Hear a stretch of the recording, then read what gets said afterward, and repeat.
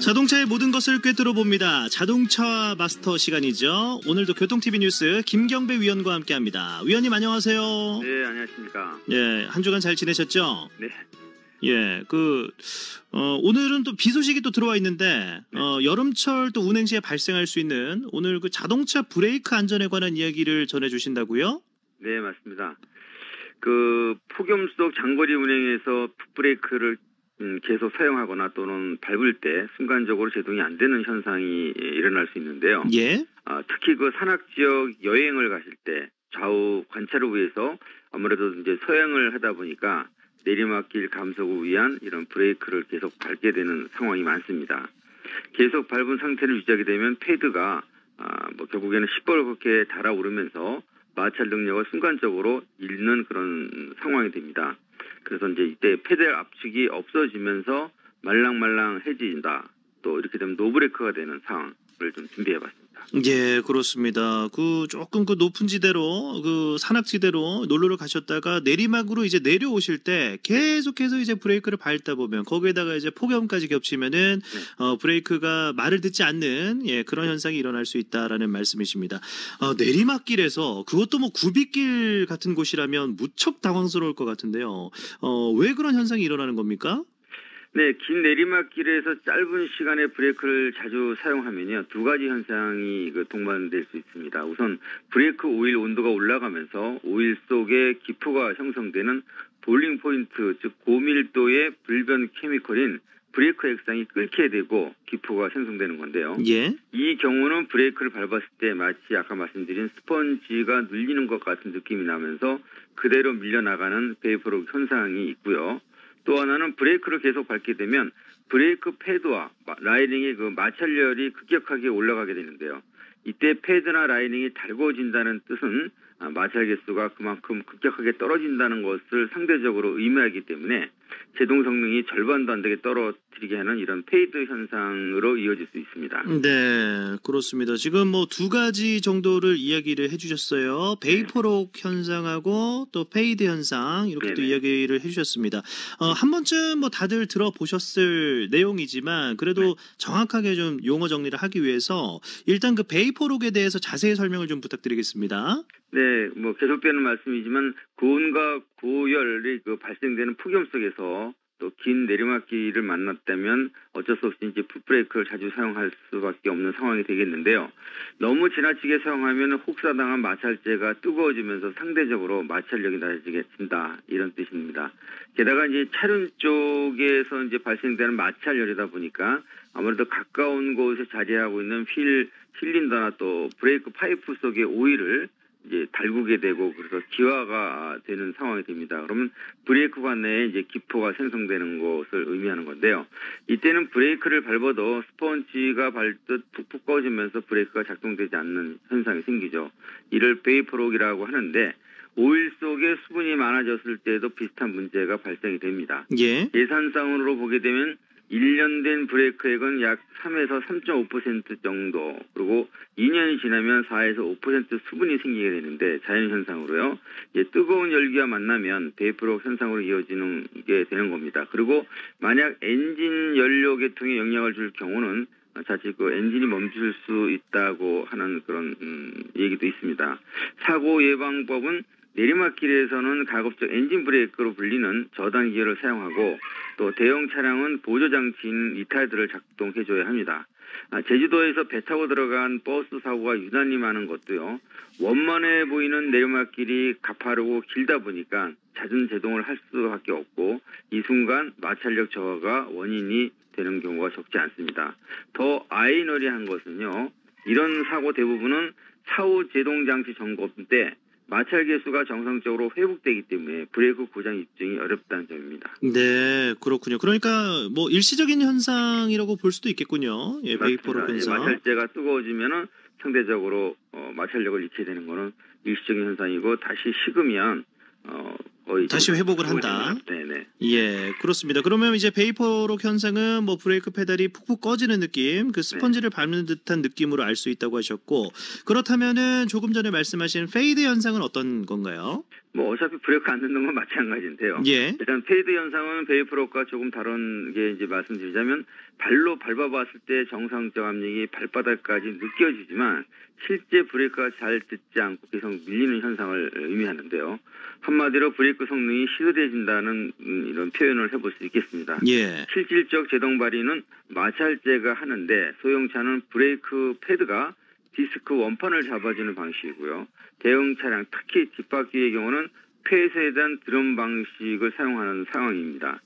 휠 스포크 사이로 모습을 살짝 드러낸 이런 캘리퍼라는 것이 있는데 그 안에는 자그마한 디스크 패드가 이제 들어있는데요. 여건상 발열이 뛰어날 수밖에 없는 그런 조건에 있습니다. 반면에 폐쇄되어 있는 드럼 안에 든 그 대형 슈 마찰제는요. 더 많은 열을 발생시키게 되고요. 면적이 넓다 보니까 예. 오히려 열을 가두는 그런 격이라 한여름에 타이어 파열을 일으키게 되는 주범이 되는 그런 경우도 적지가 않습니다. 이런 이유 때문에 고성능 차량일수록 열 발산이 쉬운 디스크 타입 브레이크 사용을 하고 있고요. 이에 더해서 로터에 구멍을 내서 발열량을 높이는 경우도 있습니다. 네, 그렇습니다. 그러니까 이제 브레이크의 성능이라는 게 온도하고 밀접한 현상이 있다 이렇게 또 생각을 해볼 수도 있겠네요. 맞습니다. 예, 그래서 이제 발열을 얼마나 잘 시켜주느냐 또 이런 것이 또 중요하다고 합니다. 네. 자, 어쨌든 뭐 브레이크가 들지 않는 현상이라는 거는 뭐 페이드 현상이나 베이퍼록이나 뭐 비슷하다고 말씀해 주셨는데, 네. 자. 어쨌든 둘 다 위험하거든요. 그러면은 네, 예, 맞습니다. 이런 현상이 발생하면 운전자가 어떻게 대처를 해야 됩니까? 네, 이에 앞서서 지금 비가 온다고 그러는데 서울 지역은 아직 안 옵니다. 비가요. 예. 비 오는 날은 절대 브레이크에 보충하거나 브레이크를 수리를 하면 안 됩니다. 아까 말씀드렸듯이 그 1년 된 차에서 3에서 3.5% 수분이 흡수된다 그러지 않습니까? 그래서 이게 비강력의 물질이기 때문에 수분 흡수율이 뛰어납니다. 그래서 수분을 머금고 있다는 것은 그만큼 온도 변화가 있을 때 수분에 끓는 현상이 있기 때문에 비 오는 날은 작업을 안 하는 것이 원칙이고요. 그리고 이제 본론으로 가신다면 평지에서 거리가 충분하다면 또 저당과 사이드 브레이크로 조절해 가면서 설 수 있지만요. 이 내리막길에서는 좀 다르게 됩니다. 상황이. 수동 변속기가 아닌 차량 특히 사이드 브레이크까지 전자식인 경우는요. 아주 위험하고 불리할 수 있는 상황이 될 수 있는데요. 왜 그러냐면 자동 변속기는 엔진 회전수와 맞을 때 변속되는 것이 특성입니다.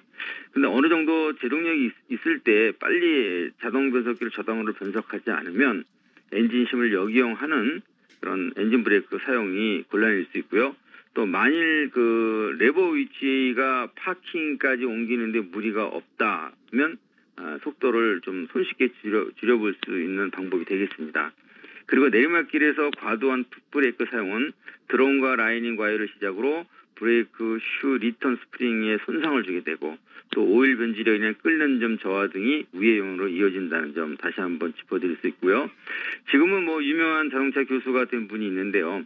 30년 전 미국 중부 덴버협의 볼더라는 곳에서 열리는 자동차 경주 관련 때 파익스 파크에서 만났던 한 노인분의 얘기를 들려주고 있습니다. 여기가 이제 자동차 선진국이라는 그런 면모가 물씬 풍겼다 그런 얘기를 하고 있는데요. 여기는 이제 경사가 심하고 또 매표소에서 차를 세운 할아버지가 브레이크 부근에 손을 대는 것을 왜 될까 이렇게 쳐다보자 어느 나라 사람이냐고 묻더니 이내 그 두꺼운 책자를 가져와 보여줬는데 그것이 이제 한글로 된 책이었습니다. 오늘 우리가 얘기하는 이런 위험한 경고를 해주는 내용이었는데요. 브레이크를 계속 사용하면 뜨겁기 때문에 이대로 계속 내려가게 되면 브레이크가 작동 안 되는 베이퍼록 현상 위험이 있으니 의무적으로 30분간 쉬었다 가라는 뜻의 이런 걸 전달했습니다. 그래서 사고 예방에 만반의 준비가 된 선진국이구나 하는 생각을 했다고 합니다. 네. 그러니까 이제 미국에서는 또 할아버지들께서 또 그렇게 네. 또 운전을 잘 하시는 거를 보면은 그 예전부터 그런 상식이 그 전 아이 세대 때부터 그렇죠. 자동차의 정비, 자동차랑 같이 생활을 했으니까요. 네. 예, 그러니까 전 세대에 걸쳐서 이제 그런 상식들이 널리 잘 퍼져 있다. 뭐 이런 그렇죠. 그 일화가 네, 되겠습니다. 맞습니다. 그렇다면은 이런 현상이 발생할 때 좀 어떻게 하면은 좀 막을 수 있을지 좀 궁금한데 브레이크 오일 교환해 주면은 좀 도움이 될까요? 네, 상황에 따라 당연히 해야 되고 폐지도 바꿔야 될 수도 있고 여러 가지 예. 이제 복합 요인이 생기겠죠. 그래서 이제 브레이크 성능이 반 정도 감소된 느낌이라고 말씀드리는 페이드 현상. 거의 안 듣는 데면 100%로 봐야 이렇게 할 것 같습니다. 예. 일단 페이드 상태에선 열 문제도 열 문제지만요. 라이닝이 많이 마모되는 상황이 될 수 있습니다. 때문에 가까운 정비소를 찾아서 조정하는 것이 좋겠습니다. 하지만 페이드 현상 후 그 열로 인한 베이프록과 그냥 베이프록은 좀 다른 경향이 있습니다. 과열에 의한 그 페이드 현상은요. 브레이크 오일을 최화, 혹사시키거나 또는 끌어올리는 그런 역할을 할 수 있었기 때문에 정상 회복이 되더라도 무조건 갈아줘야 됩니다. 그러면 아까 수분이 내습되고 그것이 끓면 안 된다고 말씀드렸기 때문인데요. 예. 이 차이점은 대부분은 잘 모르시고 일단 오일부터 무조건 교환을 한다면 좀 억울한 면도 있을 수 있겠습니다. 그리고 그래서 이제 라이딩부터 먼저 패드나 이런 걸 간극을 조정하시고 그래도 같은 현상이 계속 생긴다면 그때 오일을 교환하는 것도 좋은 작업책이 될 것 같습니다. 네, 그렇습니다. 오늘 자동차 마스터 시간에는 어떻게 보면 생명과 직결되는 부분입니다. 이 브레이크와 관련된 또 베이퍼록, 페이드 현상을 중심으로 좀 이야기를 나눠봤습니다. 지금까지 교통TV 뉴스 김경배 위원과 함께했습니다. 위원님 오늘 말씀 고맙습니다. 네, 감사합니다.